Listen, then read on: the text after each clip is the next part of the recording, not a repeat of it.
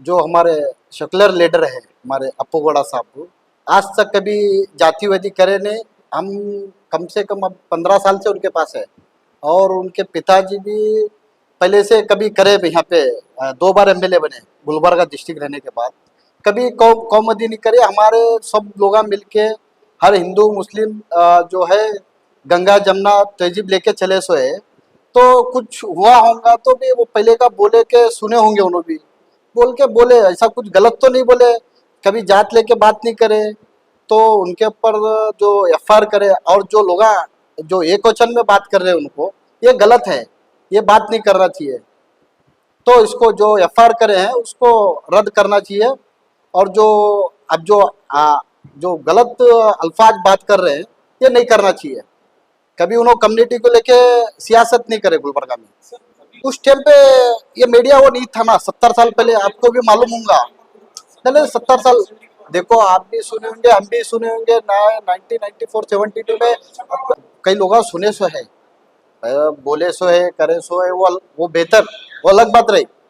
तो कुछ वो सियासत भी तो अलग है।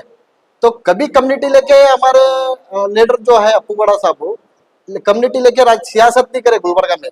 ना उन्होंने करे है, ना उनके पिताजी चंद्रशेखर पाटिल करे है। आल कम्युनिटी को लेके चले सोए। ಅಪ್ಪುಗೌಡರ ಜೊತೆ ಕಲಬುರಗಿ ಜಿಲ್ಲಾ ದಿವಂಗತ ಚಂದ್ರಶೇಖರ್ ಪಾಟೀಲ್ ದೇವರವರ ಅಭಿಮಾನಿ ಬಳಗ ವೇದಿಕೆ ಶಕ್ತಿಯಾಗಿ ನಿಲ್ಲಲಿದೆ. ಕಲಬುರಗಿ ಕೋಮು ಸೌಹಾರ್ದಕ್ಕೆ ಎಂಬ ಹೆಸರಿನಲ್ಲಿ ರಾಜಕೀಯ ದುರುದ್ದೇಶ ವೀರಶೈವ ಲಿಂಗಾಯತ ಸಮುದಾಯದ ಮುಖಂಡರು ಹಾಗೂ ಕಲಬುರಗಿ ದಕ್ಷಿಣ ಮತಕ್ಷೇತ್ರದ ಶಾಸಕರಾದ ದತ್ತಾತ್ರೇಯ ಪಾಟೀಲ್ ರೇವೂರವರ ವಿರುದ್ಧ ಎಫ್ಐಆರ್ ದಾಖಲಿಸಿದ್ದನ್ನು ದಿವಂಗತ ಚಂದ್ರಶೇಖರ್ ಪಾಟೀಲ್ ರೇವೂರ ಅಭಿಮಾನಿ ಬಳಗ ಇದನ್ನು ತೀವ್ರವಾಗಿ ಖಂಡಿಸುತ್ತದೆ. ದತ್ತಾತ್ರೇಯ ಪಾಟೀಲ್ ದೇವರವರು ನಿನ್ನೆ ಮೊನ್ನೆ ರಾಜಕೀಯಕ್ಕೆ ಬಂದಂತವರಲ್ಲ. ಅವರ ತಂದೆಯು ಸುಮಾರು ವರ್ಷಗಳ ಕಾಲ ರಾಜಕೀಯದಲ್ಲಿ ಇದ್ದವರು, 2 ಬಾರಿ ಶಾಸಕರಾದವರು. ಅವರ ತಾಯಿ ಸಹ ಶಾಸಕರಾದವರು. ಇವರು ಸಹ ಜಿಲ್ಲಾ ಪಂಚಾಯತ್ ಸದಸ್ಯರು ಮತ್ತು 2 ಸಲ ಶಾಸಕರಾಗಿ ಸಾರ್ವಜನಿಕ ಸೇವೆಯಲ್ಲಿ ಸಾಕಷ್ಟು ಸೇವೆ ಮಾಡಿದ್ದಾರೆ. ಮತ್ತು ಯಾವುದೇ ಸಮಾಜದ ವಿರುದ್ಧ ಯಾವಾಗಲೂ ಹೇಳಿಕೆ ಕೊಟ್ಟವರಲ್ಲ. ಎಲ್ಲಾ ಜಾತಿ ಜನಾಂಗದವರನ್ನು ತೆಗೆದುಕೊಂಡು ಹೋಗಿದ್ದಾರೆ.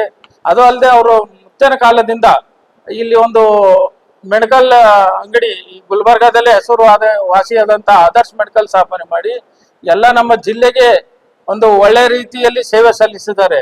ಅದು ಅಲ್ಲದೆ ಕೂಡ ದತ್ತಾತ್ರೇಯ ಪಾಟೀಲ್ ಅವರು ಆ ಒಂದು ಮೊನ್ನೆ ನಡೆದಂತ ಪ್ರತಿಭಟನೆಯಲ್ಲಿ ಆಳಂದ ನಮ್ಮ ಅದೇನು ಲಾಲ್ಡೆ ಮಿಷನ್ ದರ್ಗಾದಲ್ಲಿ ಶಿವಲಿಂಗದ ಒಂದು ಪೂಜೆಗಾಗಿ ಏನ್ ಹೋಗಿದ್ರು, ಅವಾಗ ಎಲ್ಲ ನಮ್ಮ ಬಿಜೆಪಿ ಕಾರ್ಯಕರ್ತರು, ಶಾಸಕರು, ಸಂಸದರು ಹೋಗಿದ್ರು. ಅವರ ಮೇಲೆ ಹಲ್ಲೆ ಆಗಿತ್ತು.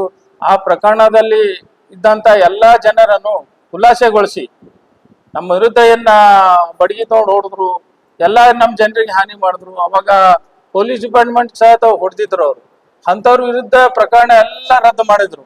ಅದನ್ನು ಪ್ರತಿಭಟನೆಗಾಗಿ ನಮ್ಮ ಭಾರತೀಯ ಜನತಾ ಪಕ್ಷ ಅದನ್ನು ಇಲ್ಲಿ ಗುಲ್ಬರ್ಗಾದಲ್ಲಿ ಆ ಕೇಸ್ ಯಾಕೆ ರದ್ದು ಮಾಡಿದ್ರಿ ಅಂತಕ್ಕಂಥ ಪ್ರತಿಭಟನೆ ಹಮ್ಮಿಕೊಳ್ಳಲಾಗಿತ್ತು.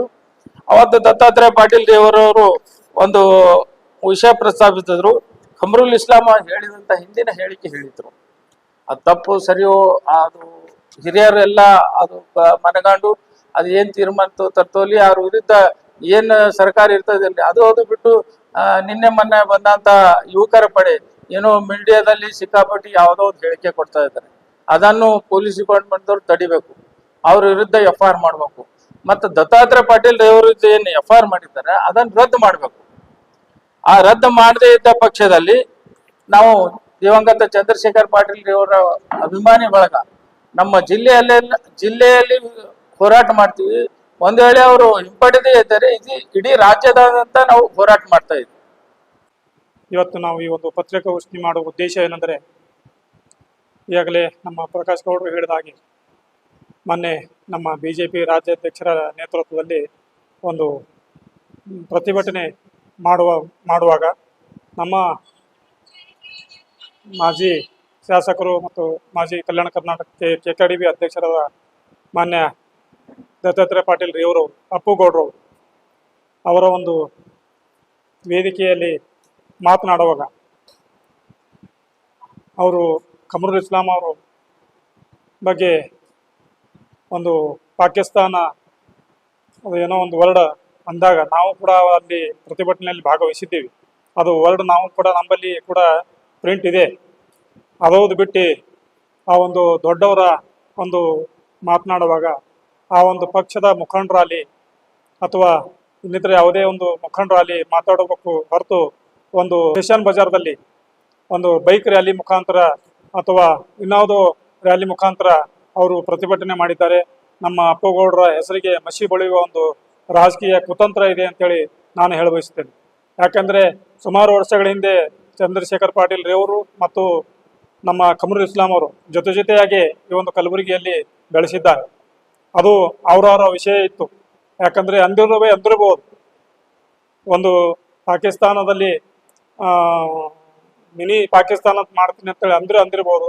ಆ ಟೈಮಿಗೆ ನ್ಯಾಷನಲ್ ಲೀಗ್ ಪಾರ್ಟಿಯಲ್ಲಿ ನಿಂತಾಗ ಅವರು ಕೂಡ ಒಂದು ಅವಾಗ ಅವರು ಸಮಾಜದ ಮಂದಿಗೆ ಎತ್ಕಟ್ಟು ಮಾತಾಡಿರ್ಬೋದು. ಅದು ನಾವು ಹಲ್ಲಗಳಕ್ಕಾಗಲ್ಲ. ಅಂಥ ಒಂದು ವಾತಾವರಣದಲ್ಲಿ ಏನೋ ಒಂದು ಅಪ್ಪುಗೌಡರು ಏನೋ ಒಂದು ಹೇಳಿದ ಹೇಳಿಕೆಯನ್ನು ತಿರುಚಿ ಇವತ್ತು ಇಂಥ ಒಂದು ಅಹಿತಕರ ಘಟನೆಯಲ್ಲಿ ಭಾಗವಹಿಸ್ತಿದ್ದಾರೆ. ಅದಕ್ಕೆ ಆ ಒಂದು ರಾಜಕೀಯ ಮುಖಂಡರಾಗಲಿ ಅಥವಾ ಇನ್ನೂ ಯಾವರೇ ಆಗಲಿ ಅದು ಒಂದು ಅವರು ಕಾನೂನು ಕ್ರಮ ಜರುಗಿಸಬೇಕಾಗಿತ್ತು. ಆದರೆ ಇಂಥ ಒಂದು ಪುಡಾರಿಗಳು ಹುಡುಗರು ಕಟ್ಟಿ, ಯಾಕಂದರೆ ನಾವು ಯಾವುದೇ ಒಂದು ಪ್ರತಿಭಟನೆ ಮಾಡೋದಾಗಲಿ ಇವತ್ತು ಮಾನ್ಯ ಆಯುಕ್ತರು ಪೊಲೀಸ್ ಕಮಿಷನರ್ ಅವರು ಪರ್ಮಿಷನ್ ತಗೋಬೇಕಂತ ಇರ್ತಾರೆ. ಏಕಾಗಿ 3-4 ಮಂದಿ ಗಾಡಿಯಲ್ಲಿ ಹೋಗಿ ಇವತ್ತೇನು ಅವರ ಅಪ್ಪುಗೌಡರ ಹೆಸರಿಗೆ ಮಸಿ ಬೆಳಿಲಿಕ್ಕೆ ಕೊಟ್ಟಾರ ಅಂದ್ರೆ ಅದು ನಮ್ಮ ಚಂದ್ರಶೇಖರ್ ಅಭಿಮಾನಿ ಬಳಗದ ವತಿಯಿಂದ ನಾವು ಖಂಡನೆ ಮಾಡ್ತಾ ಇದ್ದೀವಿ. ಯಾನ್ನೇ ಚಂದ್ರಶೇಖರ್ ಪಾಟೀಲ್ ರೇವರವರ ಮೇಲೆ ಏನು FIR ಹಾಕಿದ್ದಾರೆ ಅದು ಕೂಡಲೇ ರದ್ದುಪಡಿಸಬೇಕು. ಅವು ಒಂದು ವೇಳೆ ರದ್ದುಪಡಿಸದಿದ್ದರೆ ನಾವು ಇಡೀ ಕಲಬುರಗಿ ದಕ್ಷಿಣ ಅಷ್ಟೇ ಅಲ್ಲ ಇಡೀ ರಾಜ್ಯದಾದ್ಯಂತೆ ನಾವು ಹೋರಾಟ ಮಾಡಕ್ಕೆ ತಯಾರಿದ್ದೀವಿ ಅಂತ ಹೇಳಿ ಈ ಒಂದು ಪತ್ರಿಕಾಗೋಷ್ಠಿಯನ್ನು ಉದ್ದೇಶಿಸಿ ನಾನು ಮಾತಾಡ್ತಿದ್ದೇನೆ. ನನ್ನ ಹೆಸರು ಅನಿಲ್ ಕುಮಾರ್ ಡಾಂಗೆ ಅಂತ.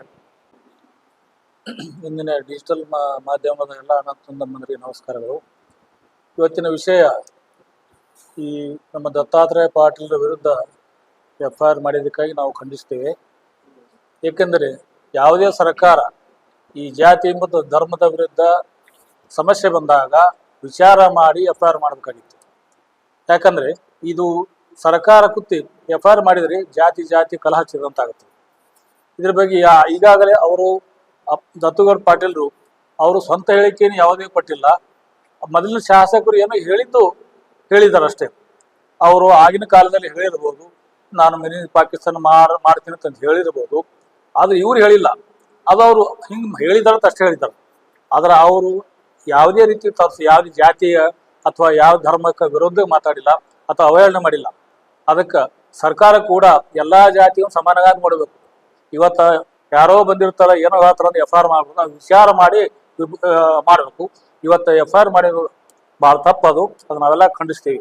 ಕಲಬುರಗಿ ನಗರದಲ್ಲಿ ಭಾರತೀಯ ಜನತಾ ಪಕ್ಷದ ವತಿಯಿಂದ ಆಳಂದ್ ಲಾಲ್ಡೆ ಮಸಕ್ ದರ್ಗಾದಲ್ಲಿ ಏನು ಘಟನೆ ಆಗಿತ್ತು 2-3 ವರ್ಷಗಳ ಹಿಂದೆ, ಆ ಘಟನೆಯಲ್ಲಿ ಮಾಜಿ ಮಂತ್ರಿಗಳ ಕೇಂದ್ರ ಸಚಿವರ ಮೇಲೆ, ಜಿಲ್ಲಾಧಿಕಾರಿಗಳ ಕಾರಿನ ಮೇಲೆ, ಶಾಸಕರ ಕಾರಿನ ಮೇಲೆ ಹಾಗೂ ಅನೇಕ ಮುಖಂಡರ ಕಾರಿನ ಮೇಲೆ ಕಲ್ಲು ತೂರಾಟ ಬಡಿಗೆಯಿಂದ ಹೊಡೆದು ಕಾರ್ ಜಖಂ ಮಾಡಿದರು. ಅನೇಕರಿಗೆ ಗಾಯಗಳಾಗಿವು. ಅಂಥ ಘಟನೆ ಆದಮೇಲೆ ಸುಮಾರು 200 ಜನರ ಮೇಲೆ ಕೇಸ್ ಆಗಿತ್ತು. ಆ ಕೇಸನ್ನು ರಾಜ್ಯ ಸರ್ಕಾರ ಸದನದ ಉಪಸಮಿತಿಗೆ ಒಪ್ಪಿಸಿ ಅದು ರಿಕಮೆಂಡ್ ಪಡೆದು ಕೇಸ್ಗಳನ್ನು ಹಿಂಪಡೆದಿದ್ದಾರೆ. ಈ ದತ್ತಾತ್ರೇಯ ಪಾಟೀಲ್ ರೇವರವರು ಹಿಂದಿನ ಘಟನೆ ಹಿಂದೆ ಕಮರುಲ್ ಇಸ್ಲಾಂ 30-40 ವರ್ಷಗಳ ಹಿಂದೆ ಅವರು ಶಾಸಕರಾಗಿದ್ದಾಗ ಮಾತನಾಡಿದ ಮಾತನ್ನು ಉಲ್ಲೇಖಿಸಿದ್ದಾರೆ ಹೊರತು ಇವರಾಗಿ ಏನು ಹೇಳಿಕೆ ಕೊಟ್ಟಿಲ್ಲ. ಅಂಥ ವಿಷಯ ತೆಗೆದುಕೊಂಡು ಇವ್ರು ಕೇಸ್ ಮಾಡ್ತಾರಂದ್ರೆ ಇದರ ಅರ್ಥ ಏನು? ಹೀಗೆ ಮಾಡಿದರೆ ನಾವು ಜಿಲ್ಲೆಯಲ್ಲ ರಾಜ್ಯದ ಹೋರಾಟ ಮಾಡ್ತೀವಿ. ಏನಂತ ಹೋರಾಟ ಮಾಡ್ತೀವಿ ಅಂದ್ರೆ ಈ ಸರ್ಕಾರವನ್ನೇ ವಜಾ ಮಾಡೋ ಕೇಂದ್ರ ಸರ್ಕಾರ ಎಚ್ಚೆತ್ತು ಈ ಕೇಸನ್ನು ಮರಳಿ ಪಡಿಬೇಕು. ಇಲ್ಲದಿದ್ದರೆ ನಾವು ಏನ್ ಹೇಳ್ತಾ ಇದ್ದೀವಿ ಇದನ್ನು ಮಾಡಿಯೇ ತೋರಿಸ್ತೀವಿ, ಬಿಡೋದಿಲ್ಲ. ಎಲ್ಲಿಗೆ ಹತ್ತಲ್ಲ ನಾವು ನೋಡೇ ನೋಡ್ತೀವಿ.